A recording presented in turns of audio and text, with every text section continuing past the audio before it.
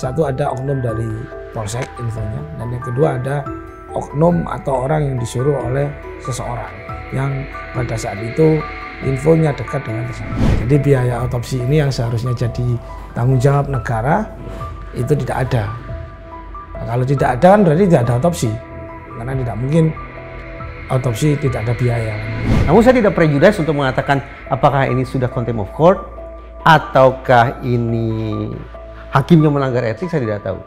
Jadi normatif, Komisi Yudisial tetap perlu menoleh ke kanan. Korban ini meninggal potensi besarnya adalah karena terjadinya pendarahan yang hebat di perut dan di dada korban. Nah, itu kata siapa? Kata dokter forensik.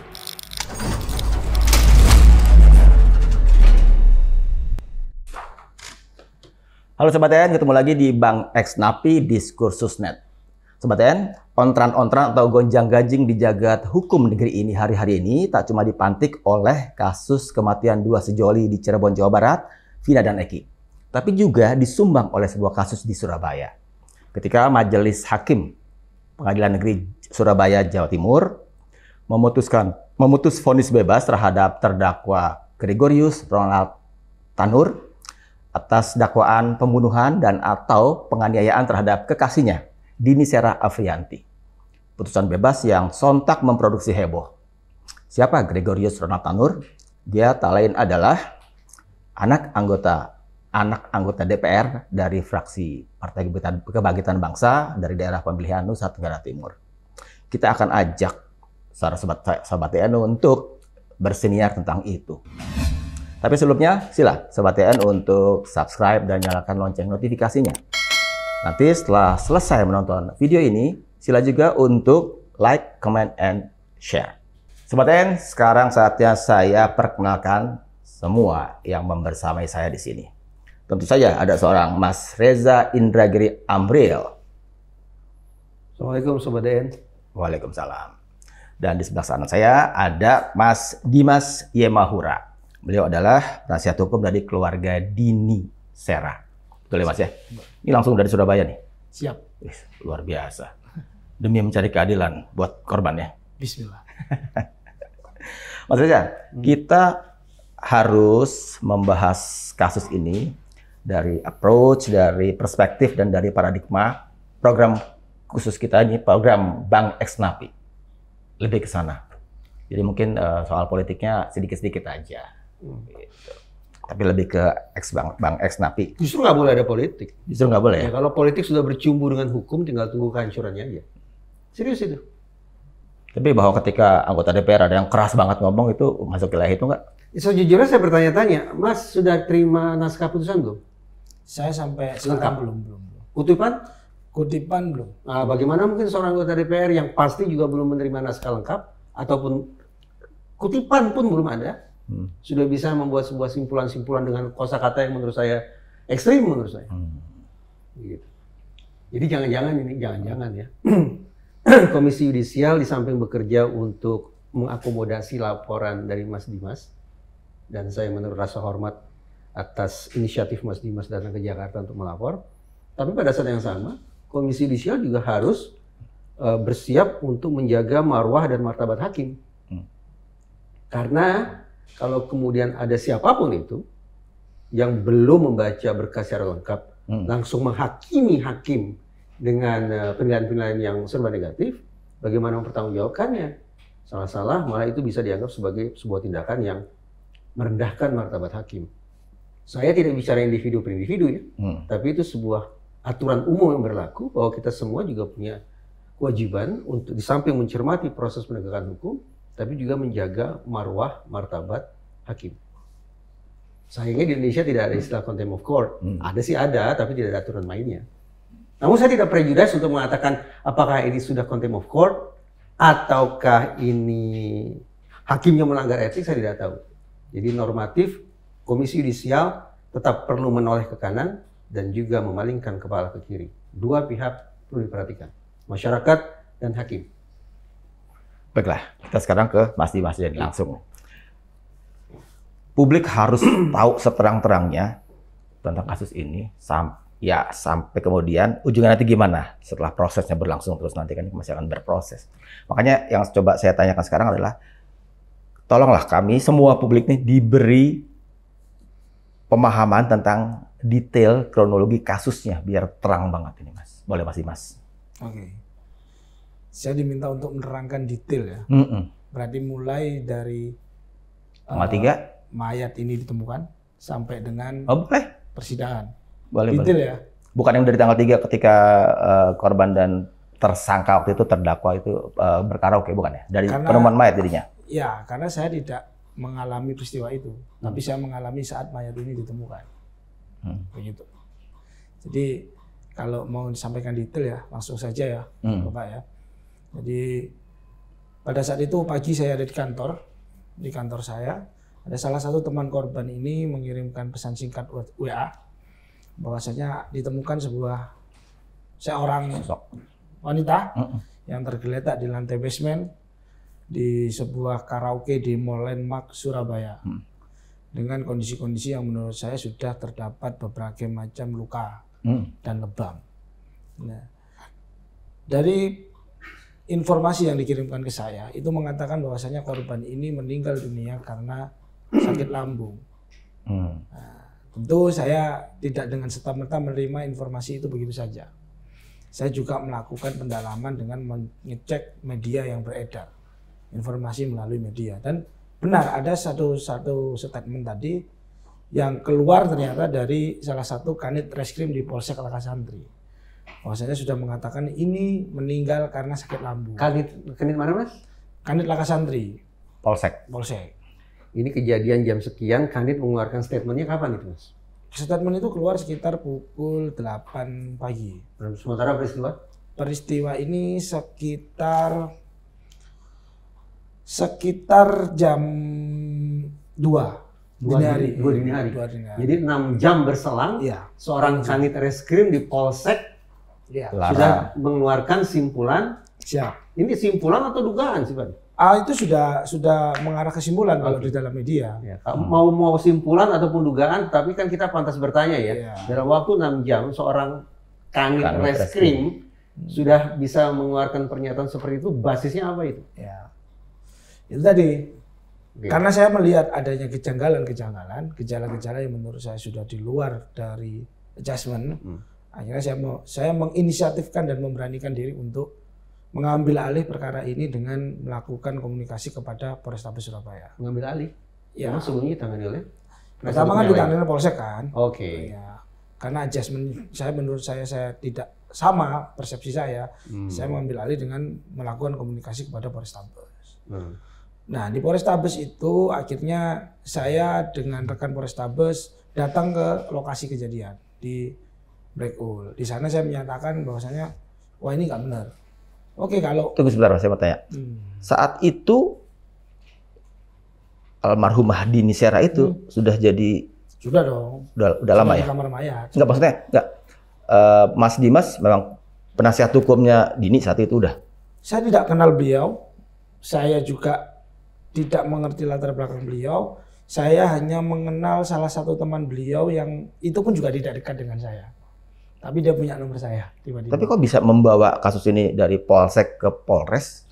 Ya karena saya punya punya rekan di Polrestabes yang ada di unit Jatanras. Saya telepon, saya minta tolong untuk ini ada ketidakwajaran terhadap jasad ini, sehingga saya ingin jelasnya bagaimana. Itulah sehingga saya turun ke TKP dengan rekan Jatanras tadi.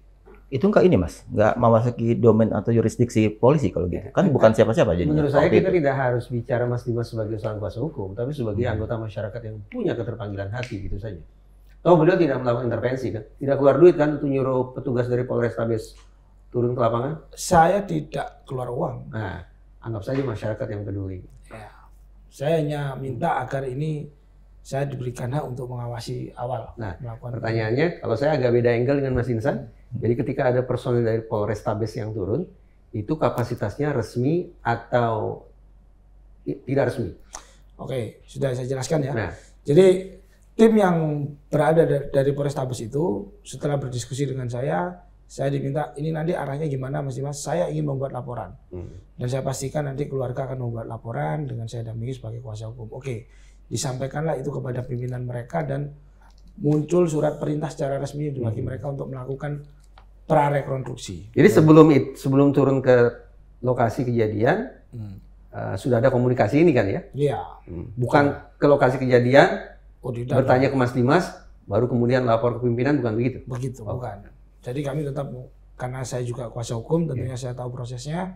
Jadi saya ke sana dengan membawa juga full bucket ya, jadi pengumpulan bukti dan keterangan sementara dari teman-temannya. Jadi teman-temannya saya bawa satu mobil dengan saya. Teman-teman yang berada dan bersama dengan korban dan tersangka pada saat kejadian tersebut, saya bawa semua satu mobil saksinya. Untuk khusus yang perempuan, tidak yang laki-laki. Ya, saya bawa ke sana, kemudian di sana pun mereka dimintai kesaksian prarekonstruksi sambil menunggu ibunya datang dari Sukabumi. Sementara posisi jasad sudah di rumah sakit. Posisi jasad sudah di rumah sakit Kamar Mayat Dr. Sutomo. Dan itu menjadi kasus yang tercatat di Polsek. Itu kasus yang tercatat di Polsek. Belum sampai di Polrestabes. Belum. Jadi ada perbedaan dua laporan ya. Di Polsek laporan dari tersangka yang mengatakan bahwasannya dia mengetahui adanya seorang wanita yang meninggal dunia karena sakit lambung. Itu versi tersangka, itu ada laporannya tersangka. Terbit laporan Polsek, tapi laporan Polrestabes pada saat itu belum terbit. Nah, itu. Kemudian datanglah ibu ini ke Surabaya. Sebelum ke Surabaya ada beberapa komunikasi antara ibu ini dengan tersangka yang diduga dan menurut informasi dari keterangan adiknya dan keluarganya bahwasanya dia diminta pada saat nanti di Surabaya tidak usah menemui siapa-siapa. Ditujukan menemui salah satu oknum waktu itu. Oknum. Ya, oknum. Sebentar, supaya tidak menjadi fitnah, oknum dari lembaga apa?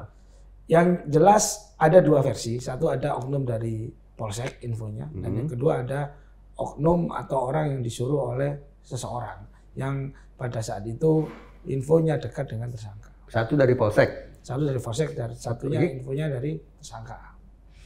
Karena jadi ibunya Dini ditelepon sama Ronald Tanur. Iya, sama untuk datang ke Surabaya. Tapi yang ditemui harus yang tadi disebut-sebut itu ya. Betul.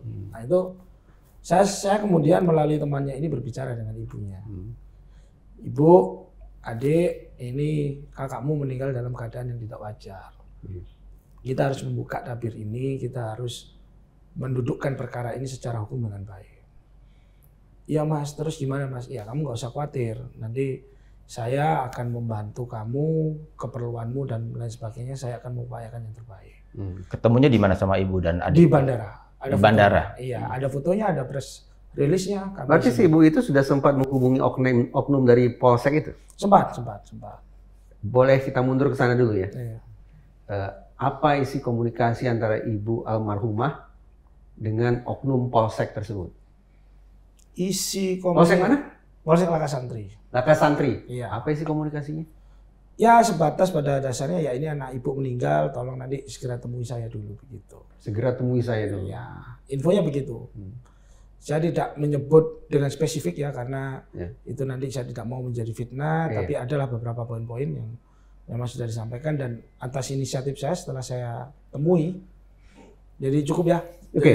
Setelah saya temui, kemudian ibu ini saya minta untuk datang untuk ketemu saya dan kemudian saya minta untuk datang ke Polrestabes dengan saya untuk melaporkan perkara ini.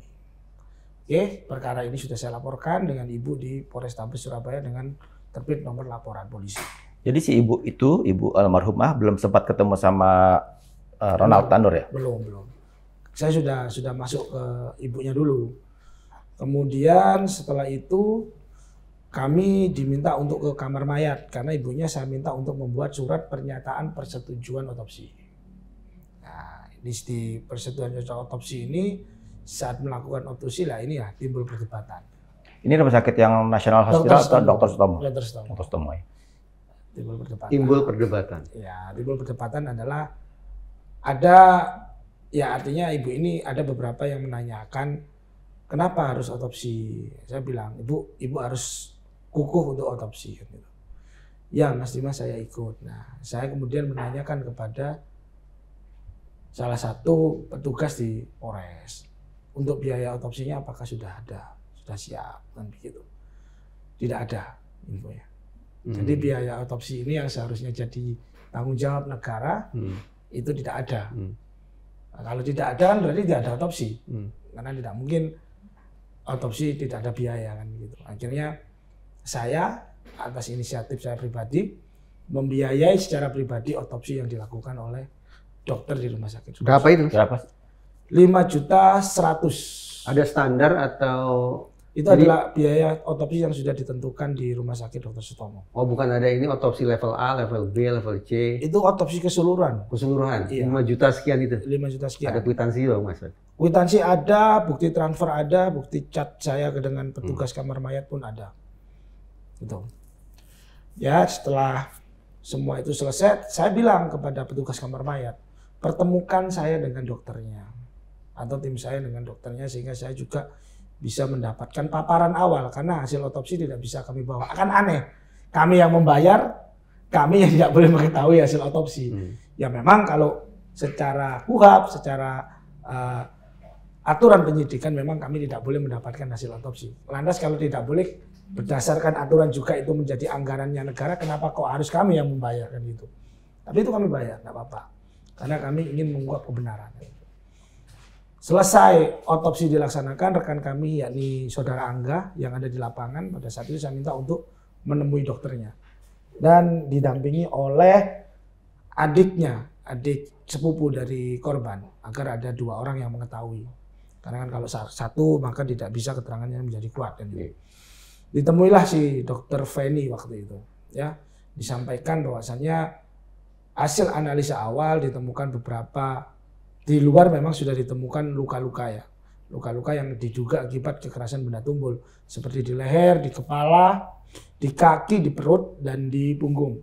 Itu luka luar. Artinya gejala-gejala yang ditemukan di luar jasad korban. Itu diotopsi pada hari yang sama Mas ya? Di hari yang sama. Oke. Di hari yang sama. Jadi tidak ada masa waktu tunggu. Kemudian terkait dengan luka yang ada di dalam juga dijelaskan adanya kerusakan di fungsi rusuk, usus, hati, lambung, dan juga di dalam dada. Itu semuanya pendarahan. Pendarahan itu yang paling parah adalah adanya kerusakan atau pendarahan di organ hati. Nah, organ hati ini terjadi karena akibat kekerasan benda tumpul. Jika kita meruntut dalam kronologis kejadian ya, karena saya juga menanyakan, rekan kami juga menanyakan apa yang menyebabkan korban ini meninggal. Korban ini meninggal potensi besarnya adalah karena terjadinya pendarahan yang hebat di perut dan di dada korban. Nah, itu kata siapa? Kata dokter forensik. Dokter yang melakukan otopsi. Otopsi. Jadi kemungkinan terbesar adalah almarhumah kehilangan nyawa akibat cedera di perut dan di dada. Dan di dada. Ya. Kalau saya pernah baca, tolong koreksi kalau saya salah ya. Segala temuan-temuan itu di luka dalam itu, itu lumrah ditemui pada jenazah yang mati lemas ya. Ada di situ disebut-sebut. Ada tertulis juga mati lemas kan? Betul. Mati lemas. Oh, itu kalau yang gejala-gejala yang di ini ya, yang di mata dan itu di kepala, gejala yang di kepala. Jadi mati lemas itu gejala yang di kepala. Tapi kalau gejala kematian beratnya itu di lambung dan di dada. Jadi ada scoop ya, ada scoop justifikasi. Artinya ada dan pointer-pointer. Luka dalam yang berat di daerah dada dan perut itu menurut hasil pemeriksaan dokter disebabkan oleh benda tumpul, kekerasan tumpul. Yang di kemudian hari kekerasan tumpul itu terungkap di persidangan? Iya. Akibat lindasan dari mobil. Lindasan mobil.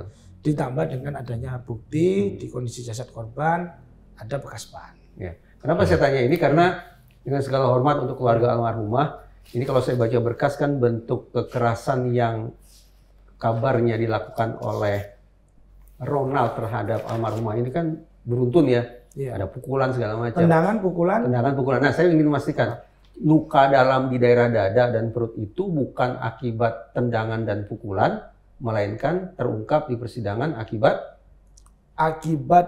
jadi atau kombinasi. Jadi kombinasi itu korban ini lemas. Jadi di lift itu kan sudah keadaan lemas ya. Karena sudah dipukul dan ditendang, kemudian dilindas. Nah, ini kombinasi karena apa? Karena ada kerusakan di dada, di perut, dan di hati.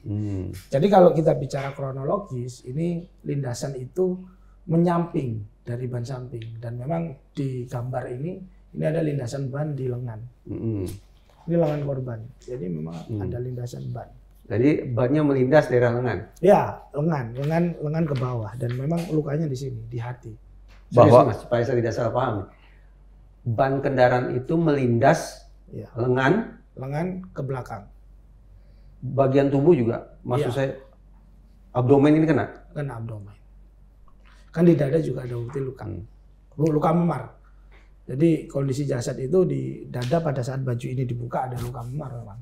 Akibat lindasan. Ini selaras dengan justifikasi dari Ini saya sangat prihatin, Mas. Kita sangat prihatin ya, sangat prihatin. Tapi karena Mas berkenan memperlihatkan foto, ini kan fotonya kan almarhumah dalam kondisi berpakaian ya. Jadi kita kan tidak bisa lihat apa yang terjadi pada tubuh almarhumah. Ya, ada justifikasinya di visum ya yang sudah diuraikan di dalam surat dakwaan bahwasanya resapan darah pada kulit bagian dalam kepala. Jadi pukulan botol itu ada resapan darah di bagian kepala. Ya. Yang kedua, resapan darah pada kulit bagian dalam leher. Jadi dari kepala ke leher dari pukulan itu ada. Dan resapan darah pada otot dada. Resapan darah pada tulang iga kedua, tulang iga. Ya. Jadi jelas di sini. Ketiga, keempat, kelima, kanan. Nah, ini adalah tangan kanan korban, Pak. Jadi ini sudah ada resapan darah dan kerusakan di situ. Itu.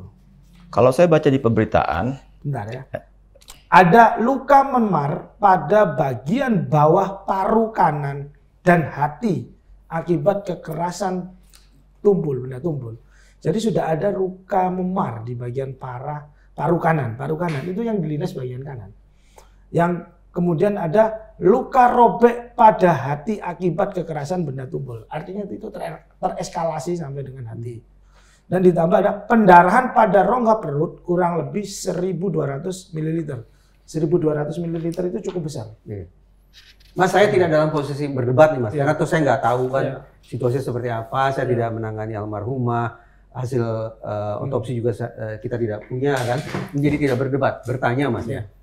Kalau dikatakan kekerasan benda tumpul dan seterusnya, mengingat almarhumah juga dipukul pakai botol, betul kan? Betul. Dan juga dipukul dengan tangan kosong, dan juga dengan tendangan. Benarkah kekerasan benda tumpul ini yang dimaksud adalah akibat lindasan roda kendaraan? Ya, itu terkombinasi, Pak. Terkombinasi.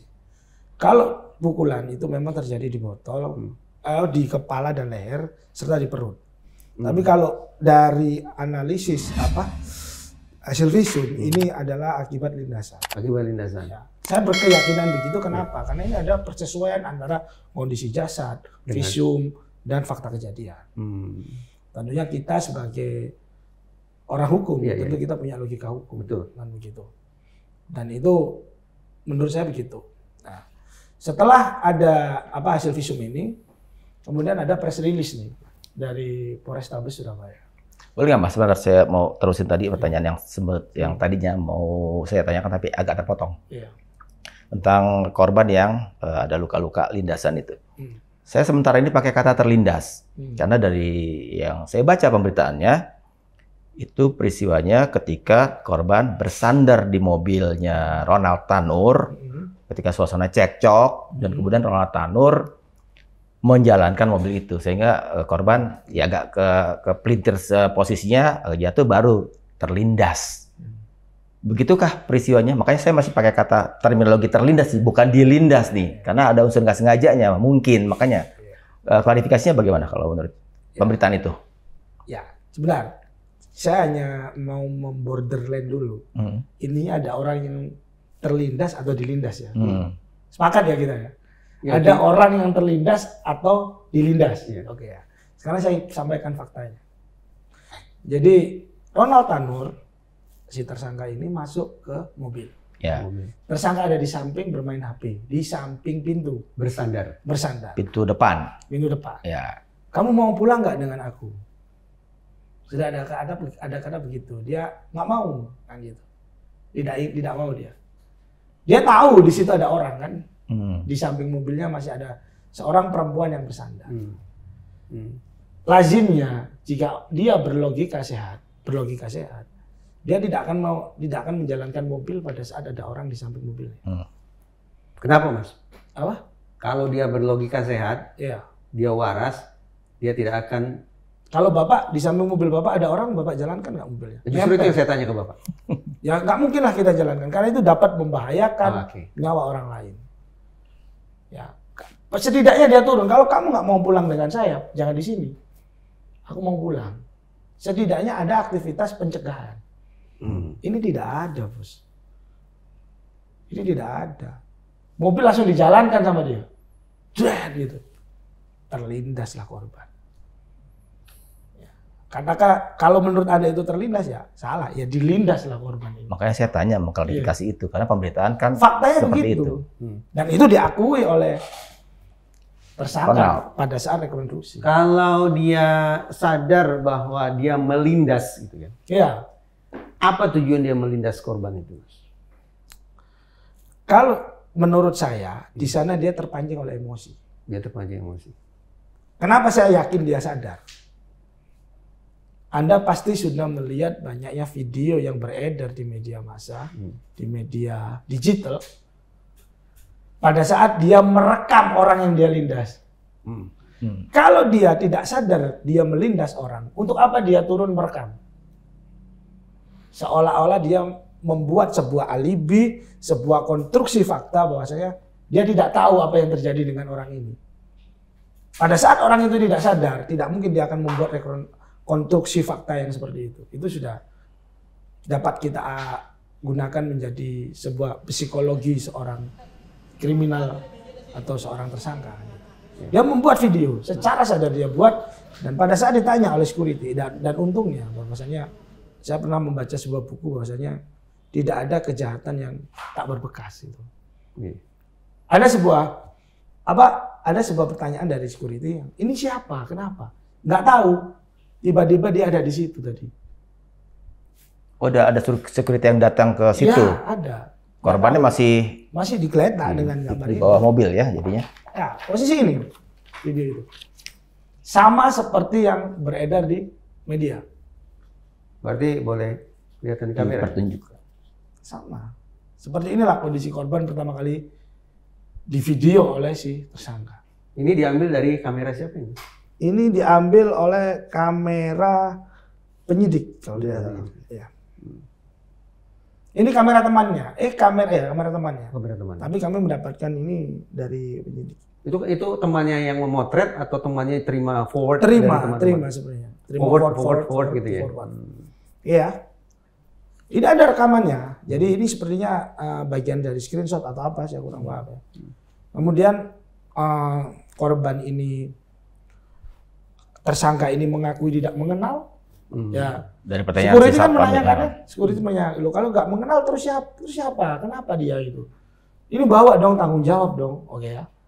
Jika dia dalam psikologi yang sehat, jika dia dalam keadaan orang yang tidak memiliki sebuah rasa ketakutan, dia tidak mungkin meletakkan orang ini di bagasi.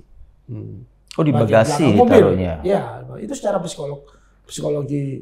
Menurut saya, psikologi seorang tersangka itu ada rasa kecemasan yang tinggi untuk segera menghilangkan barang bukti. Karena ya si tersangka ini sempat naik untuk menghubungi pihak pengelola karaoke, meminta rekaman CCTV. Ada motif apa? Lalu dia dapat?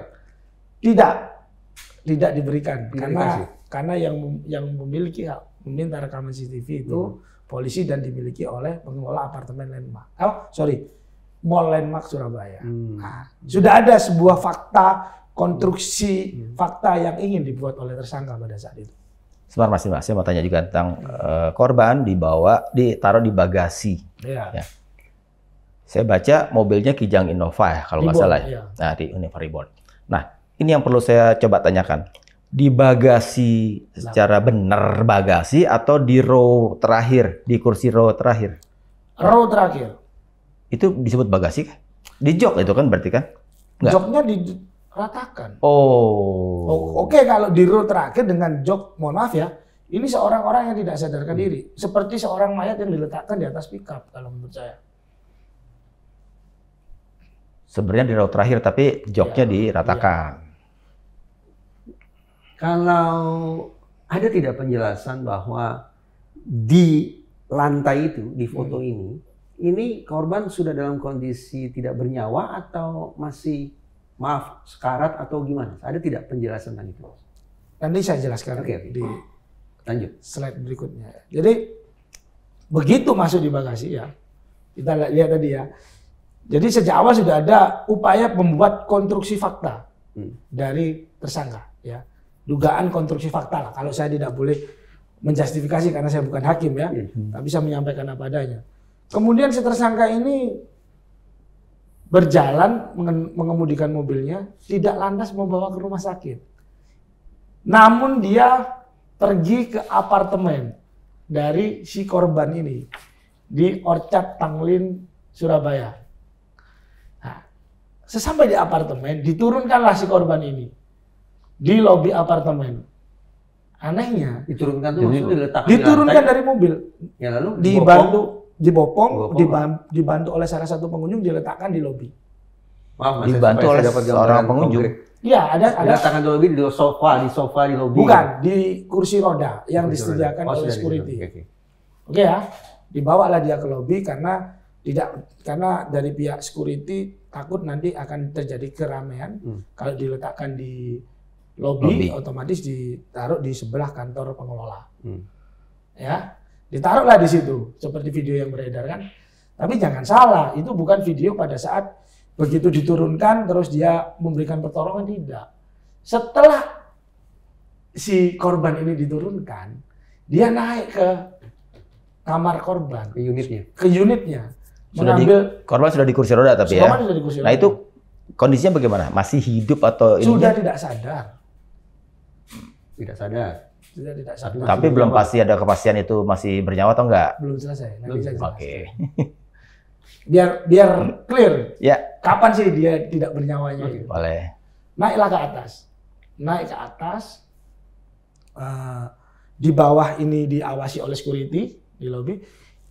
Dilihat oleh security, loh si tersangka ini kok bawa mobil ke atas nih, ke kamar atas. Ternyata dia mengambil barang-barangnya. Ada suatu fakta, konstruksi fakta yang ingin dibuat lagi oleh si tersangka. Kalau dia ada niat ke rumah sakit, kenapa dia ambil barang-barangnya di kamar korban? Barang-barangnya dia loh, bukan barang-barangnya korban loh. Iya. Turunlah dia, didatangilah dia oleh security di atas. Kamu harus turun nih. Kamu turun sekarang, kamu cek itu anak itu gimana. Ya itu. Jadi dia ngecek korban itu setelah diminta oleh security apartemen. Dicek tidak ada nafas, tidak ada kontak, kemudian dia seolah-olah memberikan nafas buatan, bantuan yang itu sebenarnya tidak boleh dia lakukan. Karena bukan kapasitasnya sebagai seorang tenaga medis. Akhirnya dimintalah si tersangka ini oleh pengelola apartemen dan security apartemen untuk membawa ke rumah sakit terdekat. Barulah korban itu dibawa ke rumah sakit oleh tersangka. Karena diminta oleh tersangka, oleh pengelola apartemen dan security, dibawa kan. Begitu dibawa. Tunggu sebentar, saya agak salah dikit. Yang saya baca di media, bukan Ronald bukan yang paling mengambil inisiasi untuk membawa korban ke rumah sakit, tapi temannya katanya. Siapa lagi tuh?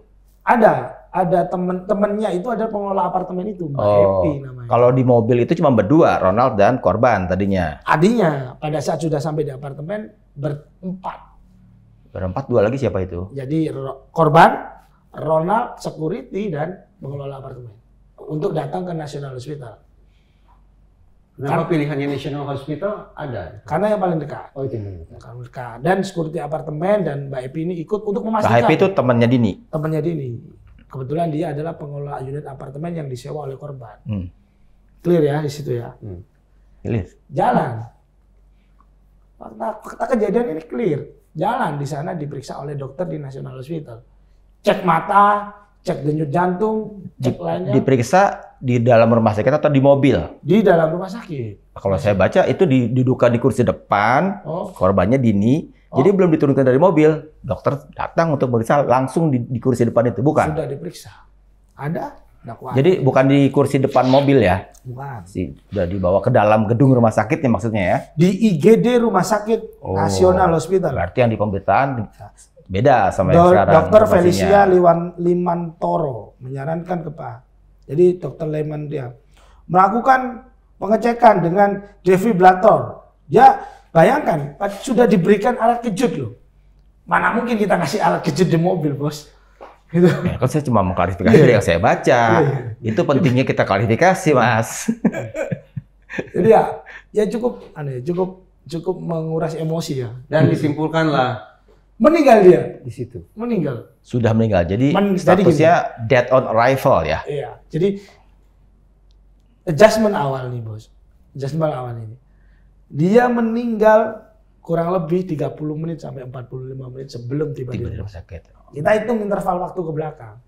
Bisa jadi kalau menurut perhitungan saya dari jam 00.26 sampai dengan jam berapa? Jam 1 itu kalau tidak salah. Ke sana itu ada interval waktu yang cukup lama. Sehingga saya meyakini sejak di sini dia sudah meninggal. Sejak di peristiwa pelindasan itu. Tentang korban sudah. Kalau korban sudah, saya mau pindah ke hakim dulu nih. Itu. Boleh nanti. Hakim baru bicara tentang tersangka. Nanti kita balik lagi. Kalaupun itu nanti saya agak penasaran dengan profilnya si korban nih. Kita. Oh, di dalam dulu silakan. Apa? Saya lanjutkan dikit ya. Boleh. Jadi itu faktanya yang terjadi. Kemudian dibawalah ini ke Rumah Sakit Dr. Sutomo. Oleh siapa? Ya oleh pengelola apartemen, tersangka dan security tadi. Nah di sana kemudian dilakukan otopsi yang hasilnya sudah disesuaikan dan ada persesuaian dengan fakta-fakta. Itulah faktanya. Udah. Soal kronologi itu ya udah. Iya. Nah itu saya mau tanya tentang profilnya si korban nih. Jadi 2 kali kita turun lapangan ke Cirebon untuk kasus Vina, saya jadi melihat betapa pentingnya profil itu. Kalau yang di Vina kan konstruksi kan tadinya di framingnya pertempuran antar geng motor, ternyata para terpidana yang kemudian terpidana itu kan geng kuli bangunan gitu kan. Nah itu makanya saya agak tertarik juga untuk nanya-nanya soal Dini ini ya, siapa nama Dini Sera Afrianti. Dini Sera Afrianti. Kalau saya baca juga ini dari media yang sangat terverifikasi, media yang terkenal banget, besar banget. Dini itu anak keluarga petani, betulkah? Sip, betul. Tinggalnya di mana tuh orang tuanya? Ya, tinggalnya di Desa Cisaat, Sukabumi. Secara strata sosial itu, maaf ya, saya tanya, dimasuk di strata yang mana nih orang tuanya itu? Yang menengah, yang bawah, atau yang gimana? Kalau ke bawah. Bawah. Nah, ceritanya Dini sampai Surabaya tinggal di apartemen pula, gitu. Gimana ceritanya? Ya, jadi Dini itu pada saat itu selepas dia melahirkan anaknya. Jadi selepas dia melahirkan anaknya di Sukabumi. Di Sukabumi. Dia itu tidak punya biaya untuk menghidupi karena sudah ditinggal suaminya. Pergilah dia merantau pada saat itu awalnya ke Jakarta. Bahkan sampai juga ke Malaysia. Oh, jadi sempat berumah tangga, punya anak satu itu. Iya. Terus tapi kemudian pisah sama suaminya. Ditinggal. Statusnya jadi masih istri orang, jadi masih. Bukan. Sudah bercerai pasti. Sudah bercerai. Ya. Itu kemudian kemudian dia merantau di Jakarta bahkan sampai ke luar negeri, kemudian dia kembali lagi ke Indonesia dan bekerja sebagai SPG event di Surabaya. Ke luar negeri itu maksudnya sebagai TKW. TKW di Malaysia atau Malaysia. Anaknya masih dititipkan ke ibunya, di Sukabumi sana ya. Terus dari nemplok lah, hinggaplah di Surabaya gitu. Nah, terus gimana ceritanya? Kok bisa tinggal di apartemen di Surabaya? Ya karena di Surabaya itu kan lazimnya pada saat SPG ya. Namanya SPG itu kan banyak lingkungan circle yang cukup lumayan lah pendapatannya. Akhirnya mungkin mereka ini urunan untuk menyewa apartemen untuk tinggal, dan memang Dini ini sering berpindah-pindah apartemen. Ini menurut keterangan dari pengelola ya. Jadi satu kamar itu bukan cuma Dini, berarti mereka Kadang bukan cuma Dini, kadang hanya Dini. Patungan gitu ya, buat bayar apartemennya itu. Nah, kebetulan yang di terakhir ini adalah patungan antara Dini dengan Ronald. Gitu. Jadi kurang lebih itu 75% uangnya Dini, 25%-nya uangnya tersangka. Nah, pertemuan Dini sama Ronald di event-event itu tadi? Ya, di event-event itu tadi, termasuk di perkumpulan antar teman lah. Diperkenalkan, dan kembali lagi ya namanya kehidupan di Surabaya ya. Ya mungkin karena ada remaja-remaja itu kan juga kadang berkaraoke, kadang dugem lah itulah. Gitu sih. Jadi tinggal di apartemen dan pergaulannya sudah masuk ke menengah atas jadinya Dini itu. Iya. Dan memang saya cukup wajar ya. Jadi kita bicara soal Surabaya dan kota metropolitan yang lain ya Bang. Tentunya anak-anak, ya mohon maaf ya, anak-anak dari desa yang datang ke ibu kota atau ke kota besar kan harapannya adalah mungkin salah satunya adalah merubah nasib, merubah penampilan dan merubah kehidupan. Nah, bagaimana cerita dari korban yang mau bertahan meskipun baru kenal kurang lebih 4 bulan dengan Ronald dengan berbagai dinamika, bahkan infonya sering mengalami kekerasan, tapi dia mau bertahan kan karena dia berharap bahwasanya Ronald ini adalah tempat dia untuk bisa merubah kehidupan, merubah. Oh, jadi sudah 4 bulan terakhir berpacaran dengan Ronald. Iya. Statusnya pacaran ya? Iya, berpacaran. Kalau kan tadi Mas Insan bicara tentang latar belakang, kondisi ekonomi dan seterusnya. Ini gambaran kalau apartemen Orchard itu sekitar 35 per bulan nih. Kamar tidur 1, kamar mandi 1. 3.500.000. Oh ini 35 juta per tahun itu Bapak. Oh per tahun ya? Per tahun. Apartemen Orchard. Kalau sama teman-temannya berarti bukan tipe yang studio dong ya? Kalau kadang satu kamar ya dua. Berdua. Lazim itu di Surabaya. Oke. Udah Mas, tanggal korban. Boleh. Nah, Mas ada yang mau ditambahkan tidak terkait kronologi? Cukup sih. Oke, nah, kalau cukup pertanyaan saya, dengan rangkaian kronologi yang Mas Dimas tadi ceritakan, menurut Mas Dimas selaku praktisi hukum, berarti ini pembunuhan atau apa? Kita tutup berkas ya? Iya. Menurut pandangan Mas Dimas pribadi sebagai seorang praktisi hukum. Tentu dalam pemenuhan hak korban ya, saya bicara soal pemenuhan hak korban dan penyebab kematiannya. Saya menilai ini adalah pembunuhan. Pembunuhan, bukan pembunuhan berencana. Bukan. Tapi pembunuhan. Pembunuhan. Saya menempatkan hukum di tempatnya ini. Jadi dalam pemenuhan hak korban dan fakta kejadian. Kita bicara orang yang meninggal nih. Ini pembunuhan. Pembunuhan. Bukan kelalaian, bukan penganiayaan. Tapi ada kombinasi. Di samping adanya pembunuhan ini dimulai dengan adanya penganiayaan. Itu yang. Sehingga jadi kejahatan itu kadang tidak berdiri sendiri. Ada rangkaian yang pembunuhan disertai dengan penganiayaan, pembunuhan disertai dengan perencanaan. Ini pembunuhan yang disertai dengan penganiayaan. Selama 4 bulan, adakah informasi Dini sering mendapatkan kekerasan dari Ronald? Sering. Ada informasi. Dari? Bahkan ada voice note dari korban yang dikirimkan kepada temannya. Aku ditendang terus sama dia, padahal aku nggak tahu aku salah apa. Itu sambil menangis voice note-nya. Saya mau mengklarifikasi ini dari bacaan yang saya baca bahwa entah di dakwaan atau dituntutnya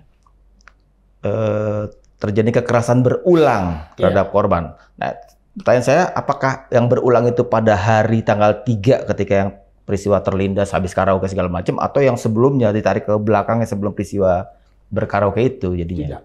Pada tanggal 3 tentunya. Cuma pada tanggal 3. Yang disebut kekerasan berulang itu pada tanggal 3 aja. Bukan. Pada tanggal 3 saja sudah ada kekerasan berulang. Artinya apa? Pemukulan botol dan penendangan itu terjadi di room dan di lift. Itu terulang. Jadi di room sudah ada kekerasan, saling cekcok, kemudian ada pukulan dari Ronald dan tendangan dari Ronald, kemudian pukulan dari botol. Tapi yang sebelum tanggal itu selama 4 bulan terakhir sebelum di tanggal 3 itu sudah terjadi juga sering mendapatkan kekerasan dari Ronald ya. Sering. Kamu nggak tahu loh ya. Tadi dari mulai kita mengurangi ya kita di sana aku mengurangi kayak kita nggak minum lah ya. Tapi tiba-tiba dia kayak ngilangin aku, katanya aku tuh gini lagi aku kan. Aku rela kayak aku dibanting-banting aku nggak masalah tuh apa, tapi sama aku yang masalah. Ada nggak informasi kenapa dengan segala perlakuan yang diterima dari pacarnya itu masih tahan-tahan aja tuh si Dini? Seperti yang saya sampaikan dan perjelas tadi, setiap gadis desa yang datang ke kota, mereka selalu punya mimpi merubah kehidupan, merubah penampilan dan merubah strata hidup sosialnya. Inilah yang mungkin menjadi harapan, dan saya pastikan bahwasanya ini adalah harapan dari almarhum Dini. Menarik juga ya. Tapi Mas Dimas katakan ini pembunuhan kan? Hanya satu kan kemungkinannya ini adalah pembunuhan gitu ya. Iya. Berarti Ronald ini kita pandang sebagai orang yang sudah punya niatan dan tahu bahwa apa yang dia lakukan itu akan bisa mengakibatkan orang meninggal dunia. Itu kan berarti pembunuhan. Apa lantas kemudian bagi jaksa yang membuka ruang bahwa ini bukan pembunuhan, tapi maaf tanda petik sebatas penganiayaan, bahkan juga mungkin kelalaian. Ya. Jadi begini, seperti yang sudah saya diskusikan dengan jaksa, bahwasannya dalam sebuah perkara pidana, dalam teori penuntutan dan dakwaan, seorang jaksa idealnya agar hak korban ini tidak hilang keseluruhan, maka sebuah peristiwa itu harus disampaikan secara komprehensif dengan menyertakan pasal-pasal di dalam dakwaan, yang tidak hanya satu pasal. Karena apa? Kejahatan itu kadang tidak berdiri sendiri. Oleh karena itu di dalam dakwaannya pasalnya ada pasal pembunuhan, karena memang ada upaya pembunuhan, ada pasal penganiayaan hingga menyebabkan hilangnya nyawa, dan ada pasal kelalaian. Sebenarnya pasal kelalaian ini kami protes. Apakah jaksa tidak yakin? Oh tidak Mas, bukan. Kami sebagai jaksa yakin ini pembunuhan. Setidak-tidaknya ini adalah penganiayaan yang menyebabkan hilangnya nyawa. Itu yang disampaikan oleh jaksa. Kenapa pasal ini harus ada? Pasal ini adalah sebagai jaring pengaman agar proses hukum ini nanti bisa terlihat jika memang itu ada kelalaian, ya buktinya seperti apa kelalaiannya. Tapi yang jelas dakwaan yang kami buat adalah dakwaan yang sifatnya kombinasi. Kami sudah keberatan terhadap pasal kelalaian itu, sudah keberatan. Tapi menurut jaksa, karena jaksa ini ya kita tahulah hukum di Indonesia, jaksa ini mencari aman juga, memasukkan unsur pasal kelalaian yang itu menurut saya sudah tidak ada sejak awal proses penyidikan. Ini kan masalah tafsiran Mas. Hukum itu kan juga masalah tafsiran. Kita tidak bisa baca teks lalu bebas dari interpretasi, kan tidak mungkin. Karena toh kita punya pikiran. Di ruang hukum juga antara penasihat hukum dengan jaksa penuntut umum juga beradu, antara lain beradu tafsiran. Kalau Mas Dimas mengatakan menurut jaksa ini dikenakan pasal berlapis supaya komprehensif gitu ya. Kalau saya justru menafsirkan sebaliknya Mas. Ketika jaksa mengenakan pasal berlapis yang bertingkat semacam ini, mulai dari yang paling rendah adalah kelalaian, naik ke penganiayaan, naik ke pembunuhan, itu justru bagi saya, ini tafsiran saya, mengindikasikan jaksa tidak sungguh-sungguh yakin akan pasal terberat yang dia kenakan, yaitu pasal 338, pasal pembunuhan. Karena itulah muncul logika bagaimana, maaf ini misalnya nih, agar kita tidak dikecam publik, agar karir kita tidak terhambat, agar tidak terkesan melawan arus dan segala macam. Atau dalam bahasa yang luhur, agar keadilan korban bisa lebih terrealisasi, maka dikenakanlah jaring yang banyak. Walaupun barangkali di balik itu adalah sekali lagi jaksa tidak sungguh-sungguh yakin bahwa ini 338. Maka turun dia ke pasal penganiayaan. Penganiayaan pun dia ragu, sehingga turun lagi ke kelalaian. Itu tafsiran pertama. Tafsiran kedua. Bayangkan kalau ternyata hakim mengamini hanya 359. Nah, ini kan sekali lagi ya, Mas Insan, Sobat DN ini kan bertingkat dari yang paling berat 338. pembunuhan kan? Betul. Kemudian 351 penganiayaan, Penganiayaan. termasuk penganiayaan yang bisa mengakibatkan orang meninggal dunia. Ya. Yang terendah adalah 39 kelalaian. Bayangkan seandainya majelis hakim mengatakan terbukti sah dan meyakinkan terdakwa Gregorius Ronald Tanur, terbukti sah dan meyakinkan nih, tapi sebatas 359, yaitu kelalaian. Kelalaian. Yang dikecam publik siapa? Jaksa. Hakim. Bukan jaksa. Hakim. Hakim. Kenapa? Kayak begitu kok dibilang kelalaian. Padahal pasal kelalaian inilah yang disediakan antara lain oleh jaksa sendiri. Pasal, tanda petik, ini kan kita membayangkan situasi yang sangat menyedihkan, Mas ya. Iya. Kalau Mas Dimas coba googling, salah satu orang yang memberikan perspektif yang bisa jadi memberatkan Gregorius ini, itu saya. Googling nih Mas, masukkan nama saya, kemudian masukkan kasus ini, akan ditemukan tuh bagaimana saya mencoba menganalisis kasus ini. Yang ternyata salah total. Salah total di mana nanti lah. Yang ingin saya katakan kembali lagi ke masalah tafsiran. Bayangkan kalau sekali lagi hakim menghukum Gregorius Ronald Tanur ini. Tapi sebatas 359. Maka yang dikecam, dicerca, dimarahi, dikutuk, disumpah serapahi oleh publik itu siapa? Hakimnya. Dikatakan hakim tidak punya hati, tidak punya akal, hengki-pengki, pasti ada main dan segala macam. Padahal 359 pasal tanda petik pasal enteng ini yang menyediakan jaksa penuntut umum. Jadi tidak salah kalau misalnya hakim pakai 359 yang hanya berakibat hukuman sekian lama. Iya. Gitu kan? Betul. Nah, saya khawatir nih Mas, khawatir. Saya sekali lagi Mas, kita berempati lah semuanya terhadap korban, terhadap keluarga orang. Percaya Mas, prihatin Mas. Tapi jangan-jangan nih, kegamangan jaksa penuntut umum yang mengenakan pasal berlapis ini diendus juga oleh majelis hakim. Itu Mas, karena tafsirannya jadi seperti isi kepala saya. Ini ragu nih.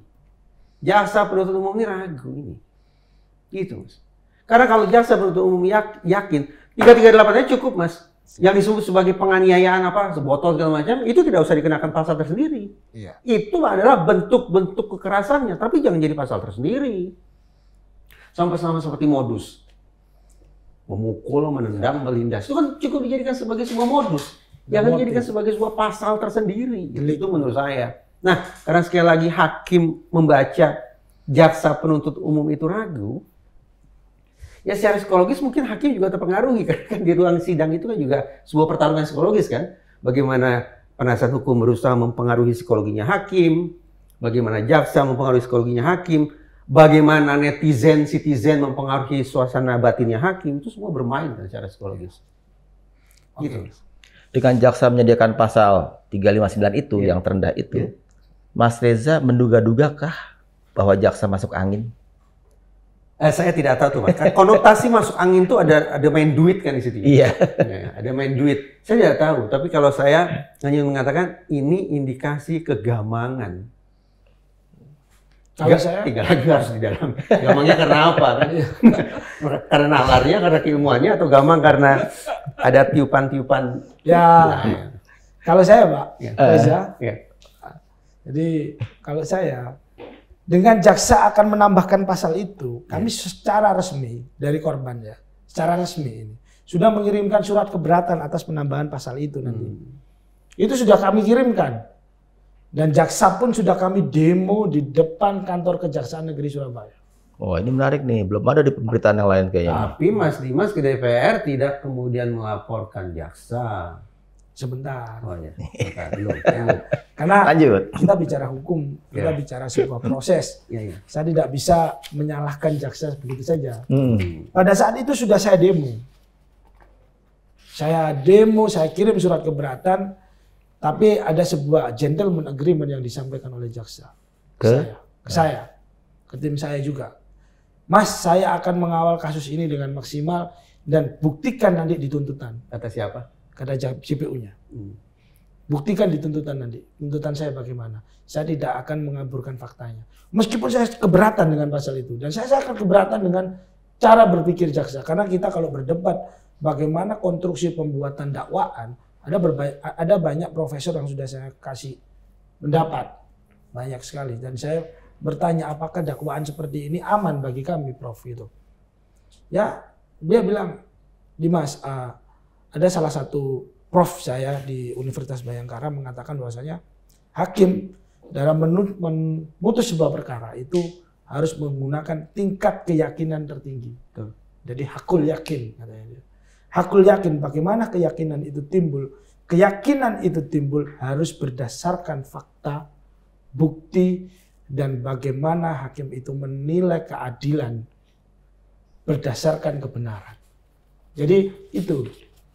Jadi kamu ada faktor ini nggak ke hakim itu? Ada faktor pengetahuan hakimnya dan integritinya si hakim? Tentu, pasti. Karena hakul yakin itu, menuju ke hakul yakin itu ada prosesnya. Menurut buku Prof. Solehuddin dari Universitas Bhayangkara. Jadi kamu jangan takut dengan keyakinan hakim, karena hakim ini adalah wakil Tuhan. Nah, pada saat nanti kamu berproses, lihat nanti tuntutan jaksa bagaimana. Oleh karena itu, dengan berat hati, meskipun saya sudah berjuang, berdemo, menolak secara tertulis, ini berjalan. Dan saya sependapat dengan Bapak. Ada saya menaruh kecurigaan, kegamangan.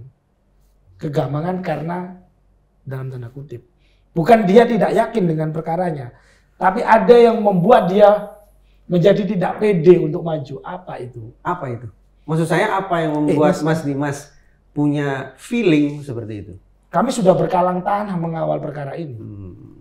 Pada saat jenazah sudah diotopsi, hasil otopsi keluar, Polrestabes Surabaya melakukan press release dan menyatakan bahwasannya tidak ada pasal pembunuhan, tapi hanya pasal 351, Pak.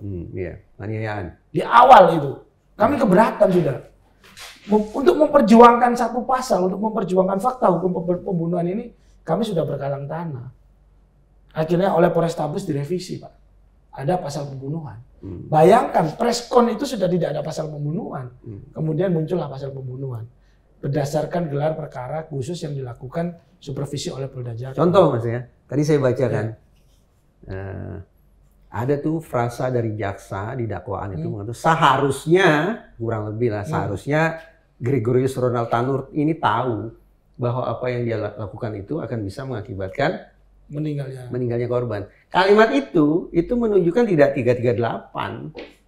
Tidak 338. Apalagi 340. Itu 351 itu kalimat 351. Sekali lagi, seharusnya Gregorius Ronald Tanur ini tahu bahwa apa yang dia lakukan itu akan bisa mengakibatkan Dini Sera kehilangan nyawa. Yaitu logikanya Gregorius, cara berpikirnya bukan cara berpikir mau bunuh Dini. Dengan kalimat jaksa itu maka seolah-olah jaksa ingin mengatakan proses berpikirnya Gregorius adalah proses berpikir 351. Tanda petik, sekedar ingin bikin orang ini cacat, sekedar ingin orang ini menderita, sekedar ingin bikin orang ini luka parah, patah-patah, pingsan, koma, dan seterusnya, tapi tidak sampai pada berpikir membunuh. Nah, itu aja. Kalimat dakwaan loh itu udah menunjukkan kegamangan. Jadi 338 coret, seret, turun ke 351. Nah, dari 351 dari jaksa, saya boleh ke hakim nih Mas. Sebetulnya pertanyaannya nggak fair diajukan ke Mas Dimas ya, karena dia kan bukan hakim. Ya. Apa sih Mas? Coba dijabarkan nih 3 poin pertimbangan hakim yang menjatuhkan vonis bebas terhadap Ronald Tanur. 1. Korban almarhum Dini dinilai hakim meninggal akibat minuman beralkohol. Mana penjelasannya Mas? Ya itu, menurut saya dasar hakim mengatakan meninggal karena alkohol itu tidak mendasar. Tidak ada di fakta persidangan. Saya hadir pada saat pemeriksaan ahli forensik dan itu sudah ditanyakan oleh hakim. Nah kalau tidak ada di fakta persidangan, lantas apa dasarnya bagi hakim mengatakan bahwa Dini meninggal akibat minum beralkohol? Kembali yang Bapak tanyakan, saya bukan hakim. Menghayal gitu hakimnya? Kalau saya halusinasi, mabuk gitu. Sebenarnya saya jelaskan fakta ya. Yeah. Kamu tahu di sana ada minuman alkohol, itu pertanyaan hakim kepada ahli forensik. Yeah. Ada, Pak, tapi tidak menyebabkan kematian. Jawaban ahli forensik. Itu jawaban ahli forensik. Dan saya menjadi berkat Tuhan. Jadi saya menyaksikan pertanyaan itu dan mendengar pertanyaan itu yang kemudian itu dijadikan dasar sebagai Saya ulang. pertimbangan. Jadi dokter ini menemukan di dalam darah Dini memang ada alkohol, Ada alkohol. dengan kadar tertentu, Normal. tapi tidak sampai mengakibatkan kadar Kematian. itu bikin meninggal Mematikan. dunia. Ya. Itu ditanyakan oleh hakim. Hakim loh yang bertanya. Oke, itu satu. Berarti seolah-olah kan hakim ini mengabaikan atau tidak paham kalimat dari dokter itu tadi kan? Iya. Kalau mengacu pada Iya. cerita Mas Dimas nih. Betul. Yang kedua, hakim menilai Ronald Tanur berupaya menolong almarhumah Dini saat yang bersangkutan dalam kondisi kritis dengan cara membawanya ke rumah sakit. Jadi hakim mengatakan Ronald sudah melakukan kebaikan loh, bawa ke rumah sakit. Kata-kata di pertimbangannya tidak begitu. Bagaimana? Ada upaya dari tersangka untuk membawa korban ke rumah sakit. Mana upayanya? Ada eskalasi waktu. Oke, kalau tadi kata-kata 338 ini dicoret. Ada eskalasi waktu, ada teori kausalitas dalam teori hukum pembunuhan. Dari black hole kemudian ke National Hospital, dia naik dan tidak mau bawa ke rumah sakit. Dia tahu bahwasanya ada orang yang sedang dalam keadaan parah dan tidak mau rumah sakit. Itu juga pembunuhan. Itu kelalaian. Nah loh. Loh, kalau dia tidak sadar, ini dia sadar kok, dia yang ngelindes kok. Dia tidak bawa kok. Dia sadar. Kalimatnya diulang, coba nalarnya. Dia sadar, dia yang melindas. Ronald ini sadar bahwa dia sudah melindas. Ya, dia saya sadar. melindas orang. Ya, terus? Orang ini nggak sadar. Ya, Orang ini dikatakan akan meninggal dunia lah. ya. Tapi masih ada kesempatan loh dia untuk hidup. Ada teori kausalitas. Maaf, Mas. Sekali lagi, Mas Dimas, Sobat DN, keluarga almarhumah, jangan salah paham. Kita sedang membayangkan sebuah situasi yang amat sangat menyedihkan. Sejujurnya, sekali lagi ingin saya katakan, saya sejak awal membayangkan ini pasal terberat, Mas. Tidak hanya 338, tapi 340. Silakan di googling kalau tidak percaya. Tapi sekarang kita kan diskusi nih, Mas ya, diskusi hukum. Kalau kita lihat foto ini, Mas, maaf ya, mata awam, kita tidak punya latar belakang kedokteran kan? Ya. Bukan dokter kan? Saya juga bukan dokter, Mas. Ini yang kita lihat adalah foto almarhumah dalam kondisi berpakaian. Memang benar, di tubuhnya, ini nggak boleh diperlihatkan ya? Nggak etis ya? Ini udah tersebar di mana-mana kan? Kalau Mas Dimas merasa perlu memperlihatkan, bisa diperlihatkan kalau dirasa perlu. Yang kita lihat adalah foto almarhumah, menyedihkan sekali, tergeletak di aspal, saya bayangkan dalam kondisi seperti ini. Berpakaian lengkap dengan sejumlah titik yang tampaknya merupakan cedera di bagian tubuh. Itu ya, kita lihat hal yang sama kan? Mata awam kita ini, Mas, yang notabene bukan dokter ini, Mas, menganggap ada tidak kemungkinan anggapan gini, oh ini masih bisa ditolong nih.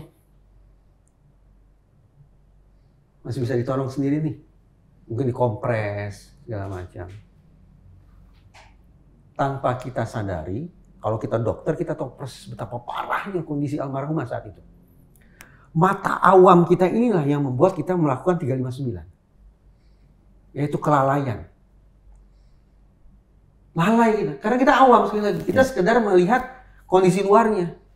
Kita tidak tahu betapa cedera parah yang secara sakit saya bayangin ini. Tadi kan ada luka dalam paru lah segala macam, perut lah segala macam. Tapi mata ini yang sekedar lihat luar, anggap ini kayaknya bisa ditolong nih.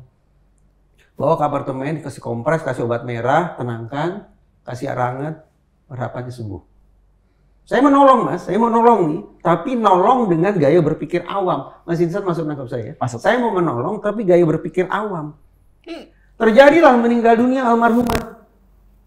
Saya melakukan apa? Pembunuhan? Bukan. Penganiayaan? Bukan. Apa yang saya lakukan? Kelalaian. Kalau ada tabrak. Bagaimana? Kalau Anda tabrak itu, Anda nyetir ngantuk nabrak orang, oke.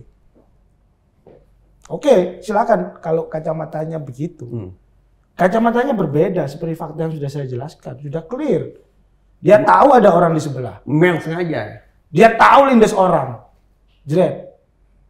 Dia tahu, dia rasakan orang kelindes. Terus kacamata saya bilang, oh ini bisa masih kita tolong nih, masih kita kompres. Nah ini Mas Dimas nih mumpung di depan kamera diskursus ini, di depan kamera Bang Eksnapi, yakinkan netizen. Bagaimana kita udah ngelindes orang, terus kita dengan kacamata kita, terus kita bilang, oh masih aman ini. Yang pakai ngelindes ini mobil, bukan becak gitu. Berat. Kalau becak nggak apa-apa bos, kita bicara begitu. Mobil ini, Innova Reborn, ngelindes perempuan, nggak sadar. Oh ini masih bisa kita tolong ini.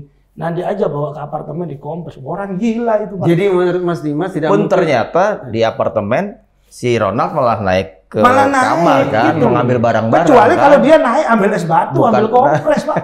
masih masuk akal ya. Iya, bagaimana kacamata kita bilang 359 gitu loh. Saya bicara soal keadilan ya. Soal keadilan korban. Nah, jadi sekali lagi kalau kita kaitkan ke pasal ini, Mas Dimas ingin kita semua bersepakat bahwa isi kepalanya Gregorius saat itu bukan menyepelekan cedera ini. Isi kepalanya adalah dia mengingkari bahwasanya perbuatan yang dia sadari itu membahayakan nyawanya. Dia membuat fakta baru. Sudah itu titik. Teori kriminologi seperti yang disampaikan pada saat gelar perkara khusus di Bareskrim yang dihadiri oleh ahli kriminologi dan ahli pidana itu jelas. Adanya sebuah fakta hukum yang dibangun oleh tersangka. Ini menunjukkan adanya niat tersangka untuk menghindar dari perbuatan yang dia sadari. Itu clear, itu pembunuhan. Ini waktu kita... Kecuali kalau tidak ada rekaman dia, saya nggak tahu dia kenapa. Kalau dia ada fire kita bilang begitu. Sekarang yang ketiga. Hakim menyatakan tidak ada saksi yang menyatakan satupun penyebab kematian dari korban almarhumah ini. Apakah kurang jelas orang yang mengantarkan ke rumah sakit dan ikut membawa korban ini di lobi? Gimana kalimatnya aneh. Kalau tidak ada saksi yang menjelaskan penyebab kematian dari korban almarhumah ini, tadi saya baca dakwaan, dokter mengatakan ini kematian akibat kekerasan benda tumpul. Benda tumpul. Disinkronkan dengan mungkin rekaman CCTV atau saksi dan segala macam. Ya, memang masuk akal kalau ini kematiannya tidak wajar akibat perbuatan manusia. Lanjut Mas Insan. Saya agak pedih sebelum tadi mengatakan tadi itu jangan salah Mas Dimas ya. Karena sejujurnya saya ingin meyakinkan diri saya sendiri bahwa apa yang saya katakan sekian bulan silam itu sebetulnya itu yang benar. Dan saya juga perjelas dengan tegas tadi. Yang melindas bukan becak, tapi mobil. Tadi kan Mas Reza udah mengulik tentang jaksa dengan pasal-pasal yang ditaruh di sana. Sekarang sedikit aja Mas tentang hakim yang kemudian membebaskan Ronald Tanur itu dari segala dakwaan malah kan. Nah, dari saya ingat itu Rudiana tidak melanggar etik apapun. Sekarang Gregorius tidak melanggar pidana apapun. Nah, dari kacamata Mas Reza, apa analisisnya dari hakim yang kemudian memutus itu? Soalnya begini Mas, saya itu belum pernah baca pertimbangan-pertimbangan hakim Mas dalam perkara ini. Kita hanya tahunya hakim membebaskan terdakwa.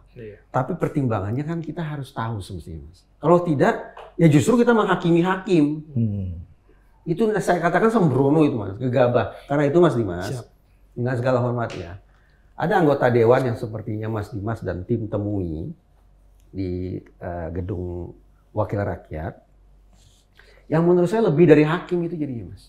Percayalah Mas Dimas, saya mengatakan kalau Gregorius ini bersalah, saya ingin dia dihukum seberat-beratnya Mas. Tapi tidak dengan cara justru menjadi hakim tanpa baca pertimbangan. Itu yang dilakukan oleh Wakil Rakyat yang Mas Dimas temui. Sehingga menurut saya emosional. Kalau hakimnya dianggap ngawur, menurut saya dengan segala hormat, mudah-mudahan saya tidak kena contempt of parliament juga nih jadinya. Menurut saya Wakil Rakyat itu kalimatnya juga tidak berdasar gitu Mas. Dari diskusi ini kita sudah sedikit banyak menangkap pemahaman mudah-mudahan bahwa kerja hakim itu juga bertitik tolak dari kerja jaksa. Kalau saya, Mas Dimas, Mas Insan, beberapa jam setelah geger jagat maya akibat putusan hakim ini, sekian banyak pihak, baik media maupun kelompok-kelompok peduli, ada peduli perempuan segala macam mengontak saya. Kalau menurut isi hati, Mas, saya ingin kembali ke perspektif saya sekian bulan silam. Bahwa saya menangkap tanda-tanda eskalasi dari tangan kosong, akhirnya pakai instrumen, botol. Eskalasi kedua, dari serangan ke bagian bawah tubuh, ke bagian atas tubuh. Eskalasi berikutnya, dari menggunakan satu organ, maksudnya untuk menyerang, menjadi majemuk, tangan dan kaki.